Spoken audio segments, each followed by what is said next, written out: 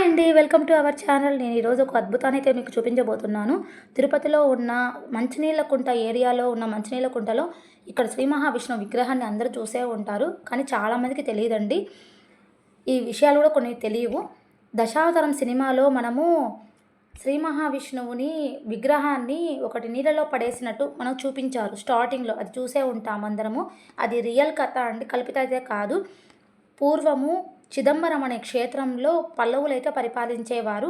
ఆ తరువాత చోళులు వచ్చాక చోళులు విష్ణువుని ఆరాధించకూడదు, శివుణ్ణి మాత్రమే ఆరాధించాలనే ఉద్దేశంతో అక్కడ ఉన్న విగ్రహాన్ని అయితే చెరువు కట్టున పడేశారండి. కొంతమంది భక్తులు ఆ విగ్రహాన్ని ఎవరికీ తెలియకుండా తిరుపతి వరకు అయితే చేరేశారు. ఇక్కడ ఉన్న రామానుజాచార్యుల వారు ఆ విగ్రహాన్ని గోవిందరావు స్వామి గుడిలో అయితే స్థాపించాలని అనుకున్నారట. కానీ ఈ విగ్రహము కొంచెం విరిగిపోయింది. విరిగిపోయిన విగ్రహము అర్చనకు పనికిరాదు కాబట్టి ఇక్కడ మంచినీళ్ళ కుంటలో స్థాపించారట. ఇదే అండి ఆ విగ్రహము. ఎంత నయన మనోహరంగా, ఎంత కన్నుల నిండుగా ఉన్నాడంటే విగ్రహము. చాలా కళగా ఉంది విగ్రహము.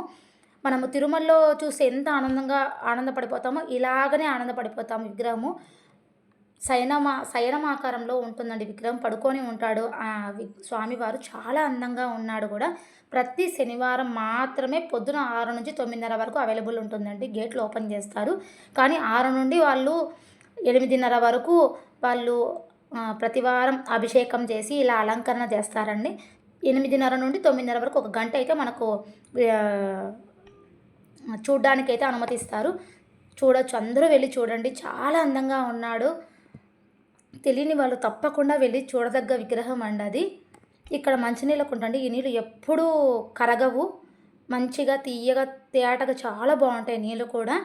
ఇక్కడ తాబేలులు కూడా శ్రీ మహావిష్ణువు దయ వల్ల ఇక్కడ తాబేలులు చాలా ఉన్నాయండి. శ్రీ మహావిష్ణువు రూపమే కదా.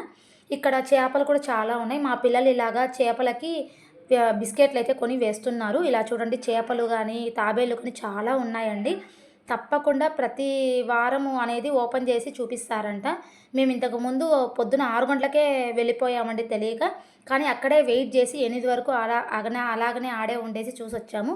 చూడాలనుకునే వాళ్ళు తప్పకుండా చూడండి. మంచి వీడియోస్తో కలుస్తాను.